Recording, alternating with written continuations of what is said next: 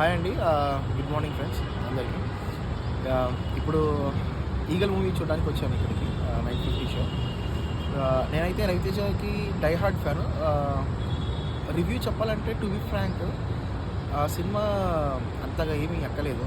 Cinema బాగా first half బాగా lag అయిపోయింది. ఇప్పుడు ఇంటర్వెల్‌లో ఇంకా ఇంటికి వెళ్ళిపోవాలనుకుంటున్నాను. ఎందుకంటే ఫస్ట్ హాఫ్‌లో రవితేజ గారు అంటే, ఆ రవితేజ గారి డేట్స్ దొరకడమే గొప్ప. అలాంటి మనిషి మనకి వచ్చాడు అంటే ఖచ్చితంగా ఆ స్క్రీన్‌లో ఎక్కువసేపు చూపించి నడిపించాలి కథ. ఒకవేళ రవితేజ గారు లేకపోయినా కూడా కథతోటి ముందుకు నడిపించాలి. రవితేజ గారికి హైలైట్ ఇవ్వాలి, ఎలివేషన్ ఇవ్వాలి, బాగా అన్నీ ఇవ్వాలి.